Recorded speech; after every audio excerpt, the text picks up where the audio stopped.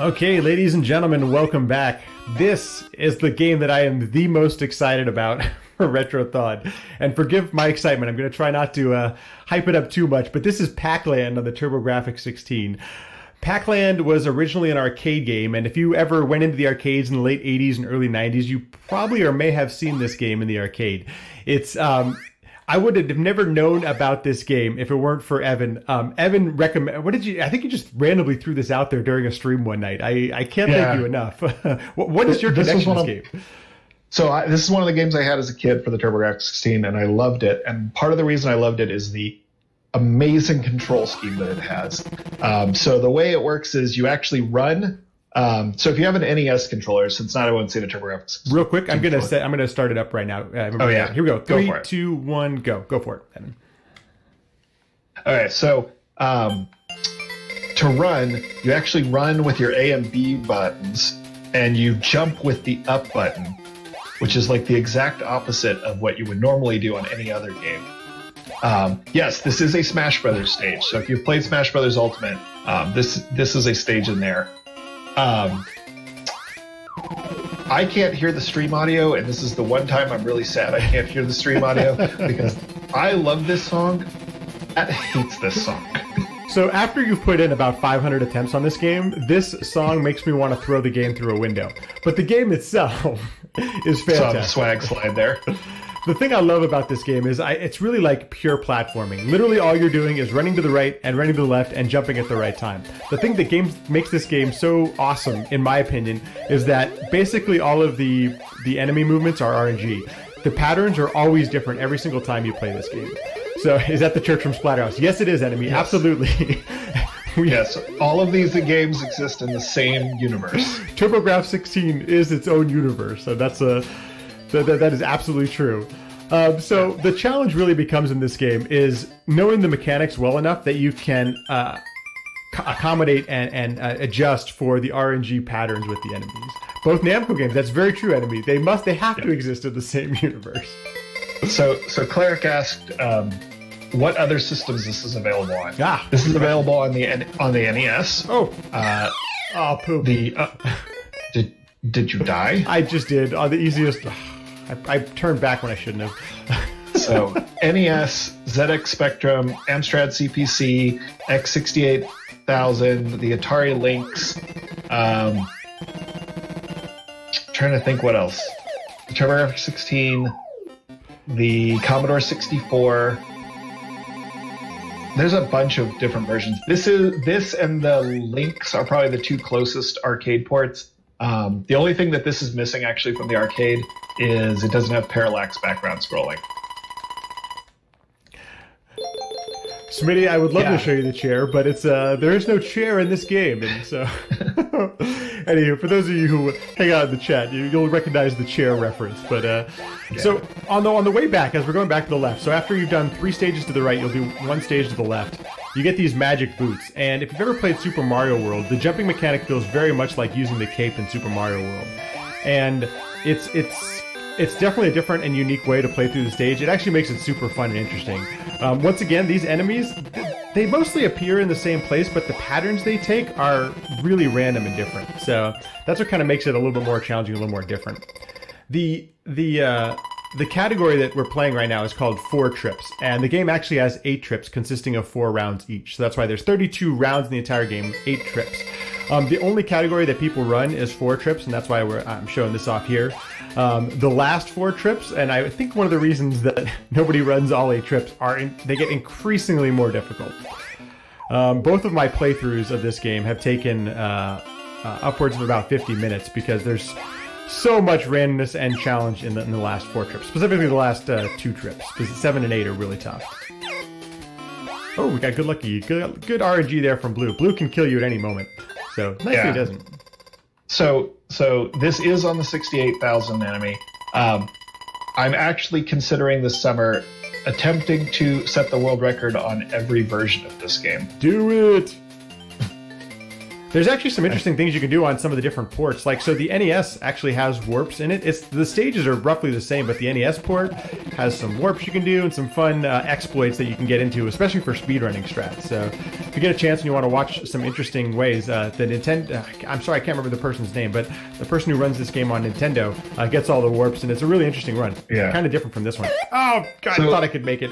Dang it! So when he's jumping off the springboards there, you actually have to change controls.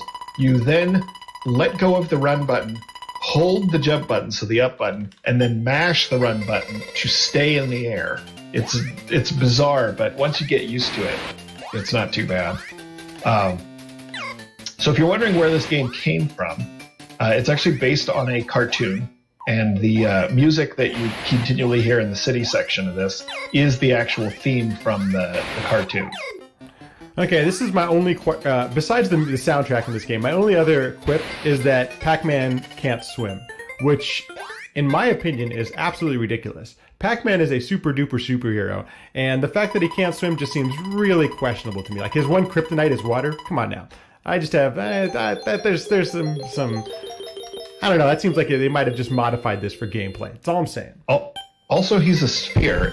Aren't spheres normally a buoyant shape? Exactly. The dude should totally be buoyant. Look at him.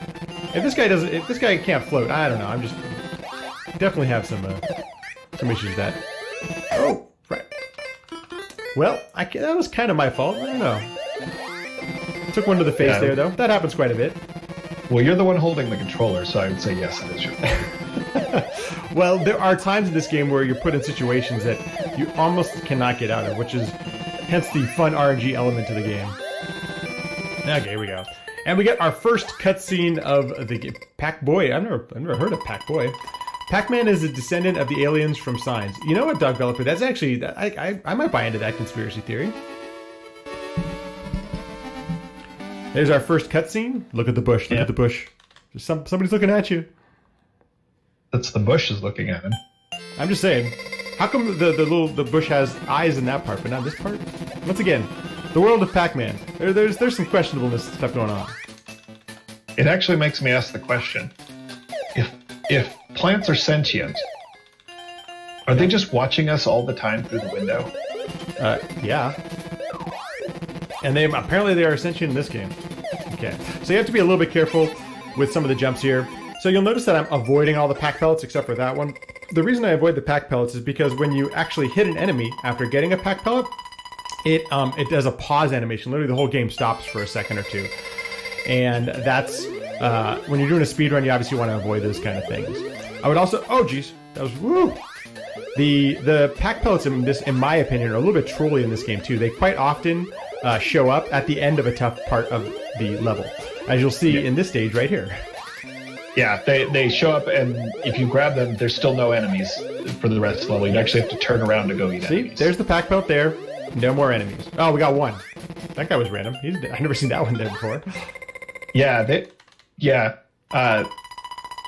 enemies in this game, the jumps and the movements they make once you see them, you can predict them. But until they spawn, you don't know what they're going to do. So it's a little bit trouble. Okay, so Claire in the chat just said that Pac-Man was originally called Puck-Man. Is that a real thing? That's interesting if it is. Or it's a good joke too if it's not. But I mean, either way, that's super interesting. It may have been a play on words. I know he's named Pac-Man because Paku Paku is like eating in Japanese, I believe.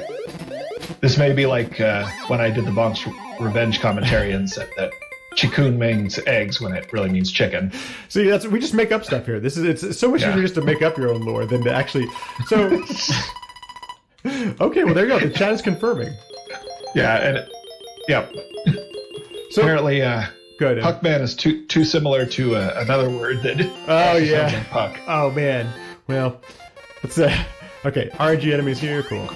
So we were talking about this last night, and I've been asked what is the lore for Pac-Land, and as Evan mentioned, it was a Saturday morning cartoon, and I assume that there's some sort of storyline from that cartoon that plays over to the game. Evan, is there any truth to that? So I believe what you're doing is take it. Wrong button. Sorry. You're actually carrying these fairies back to the mother fairy or whatever, and you keep them in your hat, and that's why between stages the hat lifts up, the fairy flies around and gives you points.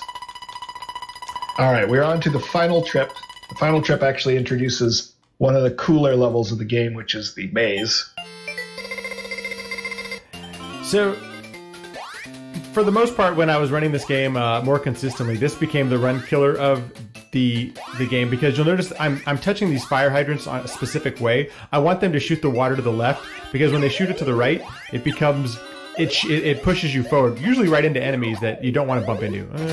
I'm having some RNG issues, so those guys just appear wherever they want to. This can see that's what happens. I'm gonna try to avoid a continue here. Okay, that was good. Oh, we're just taking this for safety. Oh, look at this! Lightspeeder actually watched the show. The ghost monsters were led by some sort of overlord type character. There was an overlord in this game? What? What is that all about? It does make sense, because it's never made sense why the ghosts hate Pac-Man so much. So, are they the fallen, or they his fallen enemies that come back to haunt him? Once again, I think we just make up stuff up. I think that'd be a lot easier than actually figuring out the lore. So this is there's actually a couple more maze stages later on in the game that we won't see in this speedrun. But you can actually clip some of these walls, but I've never had really good consistency doing it, nor does it really save a whole lot of time. You can through that part of the level. And it's one of the few times you actually get a different soundtrack there. It's kind of nice, so... Cleric, the RNG can absolutely be horrifically mean. Occasionally you'll get trapped between 3 ghosts, and there's just nothing you can do. You just have to take the death. Oh no, I gotta see continue screen now. Sorry. So one of the things, a nice thing about this game, that if you die and you continue, you always continue back from the same checkpoint, so... Hello. But you do get to watch him put in his high score. And let's try this again. Here it is. Round 15, one more time. Let's not jump directly in the water. Yeah. Once again, no buoyancy to Pac-Man. There are also some weird... when you die occasionally in this game, it will actually jump you forward in the level. It's not typically faster, and we haven't done a lot of checking, but it definitely does not seem like you end up with... Enemy knows that I really want to use a language command right now. So if you ever hang out in my chat, I really try hard not to use bad words, but it's playing this game. Whew. Come into his chat sometime, and if you just type !language, it'll pick a random one, and you'll get a clip of Matt using a lot of foul language. The only time that I will drop F-bombs on stream is during playing this game. I kid you not. That's not true. We have language commands for almost every game that he plays. Exactly. Potty mouth for special occasions. Yeah. Okay, so here we go. So we're back to the flying part. You have to do this here to avoid that guy. And we're coming up, thankfully. At this point. Oh, son of a... Okay, we're not going to do it. We're not going to do it. But, I just figured I'd fly into a random enemy. Face plant a random enemy. As much as I possibly can. I've definitely thought about this game and thought there must be a perfect set of RNG that you can get. And then I wondered if you have maybe gotten that perfect RNG and then thrown it away by jumping in the water. Okay, so 12 minutes 49 seconds. Not terrible. Actually, that's pretty terrible. What am I talking about? But that's the end of the run. Very simple. You get a nice little cutscene. So as I mentioned, the game actually has 8 trips. So you'll see at this point that the game continues on, trip 5. For those of you that ever take this on casually, trip 5 and beyond are not for the faint at heart. So if you do decide to pick this game up casually, beware that the next few trips are not going to be easy. It makes the game incredibly more challenging. But that is Pac-Land, 4 trips, 16 rounds, and a lot of death with a continue, even that. So we're going to take another quick break while we switch over games, and we'll be right back.